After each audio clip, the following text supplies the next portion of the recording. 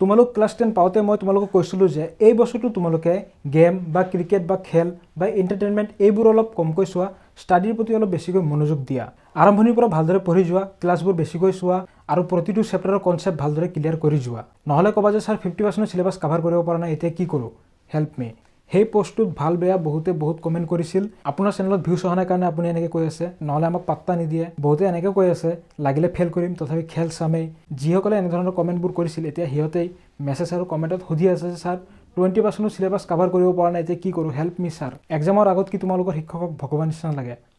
অইনদিনা কিবা ক'লে গাত নালাগে। ভালদৰে পঢ়িলে কাৰ লাভ হ'ব? তোমাৰে ভাল হ'ব। এজন শিক্ষকে কেতিয়াও ষ্টুডেণ্টৰ বেয়াটো নিবিচাৰে। মাক দেউতাকৰ পিছত শিক্ষকেই বিচাৰে যে ষ্টুডেণ্টে তেখেততকৈও ভাল এটা ফলাফল আনি দেখুৱাওক। আৰু মই যে তোমালোকক ক্লাছবিলাকৰ চলিউশ্যনবিলাক কৰি দি আছোঁ, কাৰ কাৰণে? তোমালোকৰে সহায় হোৱাকৈ কৰি দি আছোঁ। আমাৰ চেনেলত তোমালোকৰ গণিতৰ সম্পূৰ্ণ চিলেবাছ কাভাৰ কৰি দিয়া হৈছে। তোমালোকে প্লেলিষ্টত গৈ চেপ্টাৰ ৱাইজ সকলোখিনি চলিউশ্যন চাই তোমালোকৰ কনচেপ্ট ক্লিয়াৰ কৰি লোৱা। বাৰু যিয়ে নহওক, এতিয়াও আমাৰ হাতত সময় আছে। আজি হৈ গ'ল আমাৰ 15 ডিচেম্বৰ। আজি মই ভিডিঅ'টো বনাই আছোঁ, ঠিক আছে। 15 ডিচেম্বৰ, আমাৰ 15 ফেব্ৰুৱাৰীৰ পৰা পৰীক্ষা আছে। গতিকে 15 দিন বাদ দিলেও আমাৰ হাতত আৰু 1.5 মাহ সময় আছে, ঠিক আছে। মই তোমালোকক এই 1.5 মাহ সময় তোমালোকে গণিতৰ চিলেবাছটো কিদৰে তোমালোকে কাভাৰ কৰিবা, চিলেবাছ কিদৰে কাভাৰ কৰিবা, তাৰপিছত ৰিভিজন কিদৰে কৰিবা আৰু প্ৰেক্টিছ কিদৰে কৰিবা, আজিৰ ক্লাছত আমি আলোচনা কৰিম। আৰু ইয়াৰ ওপৰত এটা ডিটেইলছ ভিডিঅ' বনাইছোঁ অলৰেডি। তোমালোকে যদি সেই ভিডিঅ'টি চোৱা নাই, সেই ভিডিঅ'টি চাব পাৰা যে 2 মাহত তোমালোকে গোটেই গণিতৰ চিলেবাছ কিদৰে ৰিভাইজ আৰু প্ৰেক্টিছ কৰিবা, ঠিক আছে। তাতে মই চিলেবাছ যিসকলৰ 100% চিলেবাছ কাভাৰ হৈ গৈছে সেইসকলৰ বাবে বনাইছিলোঁ সেই ভিডিঅ'টি, ঠিক আছে। আৰু বহুতে কমেণ্ট কৰি আছিল যে ছাৰ 20% চিলেবাছ কাভাৰ হোৱা নাই, আমি কেনেকৈ এতিয়া গোটেইখিনি চিলেবাছ কাভাৰ কৰিম, কেতিয়া ৰিভাইজ কৰিম, কেতিয়া প্ৰেক্টিছ কৰিম, অলপ বুজাই দিয়ক। মানে কনফিউজন হৈ আছোঁ, ভয় লাগি আছে। তো আজিৰ ভিডিঅ'টি সেইসকলৰ বাবে গোটেই ভিডিঅ'টি প্ৰথমৰ পৰা শেষলৈ চাই থাকিবা। আৰু যিসকলৰ 100% চিলেবাছ কাভাৰ হৈছে তোমালোকে এই যিটো মই বনাইছোঁ 2 মাহত কিদৰে তোমালোকে ৰিভিজন আৰু প্ৰেক্টিছ কৰিবা সেই ভিডিঅ'টি তোমালোকে চোৱা, ঠিক আছে। এতিয়া আমাৰ মেইন বুকত কেইটা চেপ্টাৰ আছে? টোটেল চেপ্টাৰ আছে 15টা চেপ্টাৰ, ঠিক আছে। কি ৰিভিজন 1 2 3 4 5 6 7 8 9 to নাহে 10 11 12 13 14 15 ধৰি লৈছোঁ আমাৰ হাতত 45 দিন সময় আছে, মানে 1.5 মাহ সময় আছে বুলি ধৰি লৈছোঁ। 1.5 মাহতকৈ অলপ বেছিয়ে আছে। প্ৰথম 15 দিন তোমালোকে কি কৰিবা? প্ৰথম 15 দিন তোমালোকে চিলেবাছ কাভাৰ কৰিবা। এনেকুৱাতো নহয় যে তোমালোকে একেবাৰে পঢ়াই নাই, অলপ হ'লেওতো পঢ়িছা, অলপ হ'লেওতো আইডিয়া আছে চিলেবাছৰ বিষয়ে। স্কুলত কিবা অলপ হ'লেও পঢ়াইছে, তোমালোকে কিবা অলপতো ঘৰত প্ৰেক্টিছ কৰিছা। তাৰে ভিত্তিত তোমালোকে কি কৰিবা? এই প্ৰথম 15 দিন প্ৰতিদিনে ডেইলি এটাকৈ চেপ্টাৰত তোমালোকে কনচেপ্টবোৰ ক্লিয়াৰ কৰিবা, ঠিক আছে। ডেইলি এটাকৈ চেপ্টাৰৰ কনচেপ্ট ক্লিয়াৰ কৰিবা। মনত ৰাখিবা ৰাতি 2 ঘণ্টা সময় আৰু মৰ্ণিং 2 ঘণ্টা সময়। ডেইলি তোমালোকে কেই ঘণ্টা? 4 ঘণ্টা সময় তোমালোকক মেথছক দিবা, ঠিক আছে। মেথছৰ বাবে তোমালোকে ডেইলি 4 ঘণ্টা সময় দিবা। 4 ঘণ্টা সময়ৰ ভিতৰত তোমালোকে ডেইলি এটাকৈ চেপ্টাৰৰ কনচেপ্টবোৰ ক্লিয়াৰ কৰা। উদাহৰণত কি আছে, অনুশীলনীত কি আছে, গোটেইবোৰ তোমালোকে সলিউশ্যন কৰিবলৈ চেষ্টা কৰিবা। ডেইলি এটাকৈ চেপ্টাৰত তোমালোকে কনচেপ্টবোৰ ক্লিয়াৰ কৰা। আৰু গোটেই সপ্তাহটোত কি পঢ়িছা তোমালোকে সেইটো ছানডে ৰিভিজন মাৰা, ঠিক আছে। ছানডে আকৌ সেইখিনি কনচেপ্ট ক্লিয়াৰ কৰা। এতিয়া উপায় নাই, এই প্ৰথম 15-16 দিনৰ ভিতৰত তোমালোকে কি কৰিব লাগিব?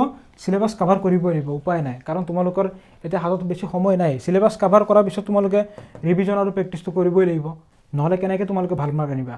ভাল মাৰ্ক আনিবলৈ হ'লে চিলেবাছ কাভাৰ কৰি তাৰপিছত ৰিভিজন আৰু প্ৰেক্টিছটো কৰিবই লাগিব।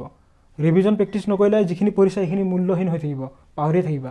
যিহেতু আমাৰ হাতত 1.5 মাহৰ ওপৰতো সময় আছে, গতিকে তোমালোকে 16 দিন সময় লৈ লোৱা, 17 দিন সময় লৈ লোৱা চিলেবাছ কাভাৰ কৰাৰ কাৰণে। তাৰপিছত এই 30 ডেজ ৰাখি দিবা তোমালোকে ৰিভিজন আৰু প্ৰেক্টিছৰ বাবে ৰাখি দিবা, ঠিক আছে। তো ৰিভিজন আৰু প্ৰেক্টিছটো কেনেকৈ কৰিবা মই কৈ দি আছোঁ। তোমালোকে এক কাম কৰিবা, চিলেবাছ কাভাৰ কৰিছা, কনচেপ্ট ক্লিয়াৰ হৈছে। এবাৰ তোমালোকে এক কাম কৰা, এই 15টা চেপ্টাৰৰ ভিতৰত তোমালোকে দুটা চেপ্টাৰ তোমালোকে এটা গোট কৰি লোৱা, ঠিক আছে। এনেকৈ দুটা চেপ্টাৰ গোট কৰি লোৱা। ডেইলি এক কাম কৰিবা, ৰাতি 2 ঘণ্টা সময় তোমালোকে কি কৰিবা? ৰিভিজন কৰিবা। মানে তোমালোকে যিখিনি পঢ়িছা, যিখিনি নোটছ বনাইছা, ঠিক আছে, সেইখিনি তোমালোকে ৰিভিজন কৰা। যিখিনি ৰিভিজন কৰিছা সেই কনচেপ্ট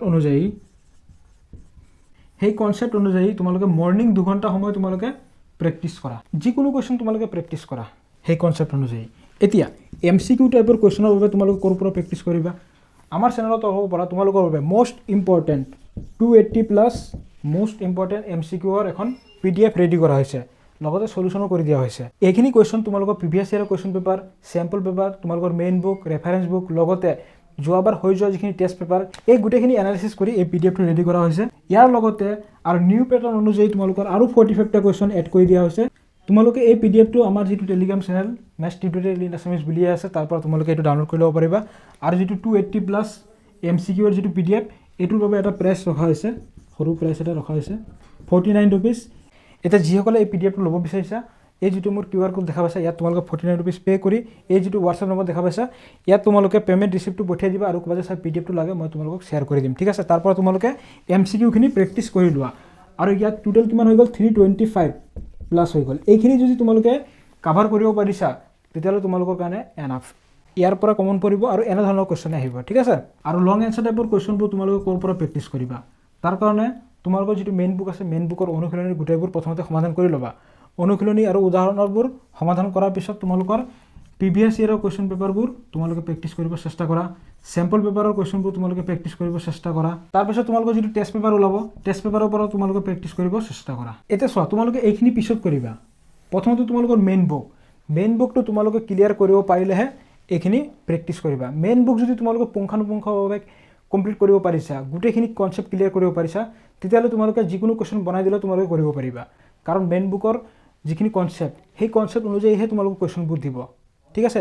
এইখিনি তোমালোকৰ কেৱল প্ৰেক্টিচ কৰাৰ কাৰণেহে, যাতে কনচেপ্ট বেছ কুৱেশ্যন কেনেকুৱা ধৰণৰ হ'ব পাৰে এটা আইডিয়া পাবৰ বাবেহে তোমালোকে এইবোৰ প্ৰেক্টিচ কৰিব লাগে। এতিয়াও আমাৰ হাতত সময় আছে, তোমালোকে ডিমটিভেট হ'ব নালাগে। যিসকলৰ এতিয়াও চিলেবাছ কাভাৰ হোৱা নাই, যিটো মই প্লেন দিছোঁ তোমালোকক, এই প্লেন মতে তোমালোকে আগবাঢ়ি যোৱা, এটা আশা কৰা মতে ৰিজাল্ট আনিব পাৰিবা। গতিকে আজি কি আলোচনা কৰিলোঁ, এতিয়াও আমাৰ হাতত ক'ব গ'লে 2 মাহমান সময় আছে। মই ধৰি লৈছোঁ 1.5 মাহ সময় ধৰি লৈছোঁ, 45 দিন ধৰি লৈছোঁ। তাৰে ভিতৰত তোমালোকে প্ৰথম 15-16 দিনত চিলেবাছ কাভাৰ কৰি লোৱা। চিলেবাছ আৰু কনচেপ্ট তোমালোকে ক্লিয়াৰ কৰি লোৱা। ক্লিয়াৰ কৰাৰ পিছত তোমালোকে তাৰে 30 দিন তোমালোকে হাতত ৰাখিবা, যাতে তোমালোকে ৰিভিজন আৰু প্ৰেক্টিচ কৰিব পাৰা। ৰাতি 2 ঘণ্টা সময় তোমালোকে ৰিভিজন কৰিলা, ৰাতিপুৱা 2 ঘণ্টা সময় সেই ৰিভিজন কৰা কনচেপ্ট অনুযায়ী যিমান কুৱেশ্যন পোৱা, সেই কুৱেশ্যনবোৰ তোমালোকে ৰাতিপুৱা প্ৰেক্টিচ কৰা। মুঠতে 4 ঘণ্টা সময় তোমালোকে মেথছৰ বাবে দিয়া। কম সময়ৰ ভিতৰত তোমালোকে আধা ঘণ্টা 1 ঘণ্টা পঢ়ি তোমালোকে চিলেবাছ শেষ কৰিব পাৰিবা জানো? ৰিভিজন কৰিব পাৰিবা জানো? প্ৰেক্টিচ কৰিব পাৰিবা জানো? নোৱাৰা। তোমালোকে যিসকলে এতিয়াও পঢ়া হোৱাই নাই, কাভাৰ হোৱাই নাই চিলেবাছ, তো তোমালোকেতো 4 ঘণ্টা সময় দিবই লাগিব, উপায় নাই, কষ্ট কৰিবই লাগিব। মই তোমালোকক আগতেই কৈছিলোঁ যে তোমালোকে আগৰ পৰা যদি পঢ়ি আহিলা হয়, এতিয়া তোমালোকৰ কনচেপ্ট গোটেই ক্লিয়াৰ হৈ গ'লে হয়, তোমালোকে ডেইলি 2 ঘণ্টা সময় তোমালোকে কেৱল ৰিভিজন কৰি গ'লে হ'লে হয়। তো তোমালোকে কমেণ্টত জনোৱা আজিৰ ক্লাছটো চাই কেনে পাইছা। যদি ভাল লাগিছে এটা লাইক আৰু কমেণ্ট কৰি দিবা, আৰু কমেণ্টত জনাবা যে তোমালোকৰ নেক্সট ভিডিঅ' কিহৰ ওপৰত লাগে। গতিকে লগ পাম তোমালোকৰ সৈতে নেক্সট ভিডিঅ'ত, তেতিয়ালৈকে পঢ়ি থাকা। All the best.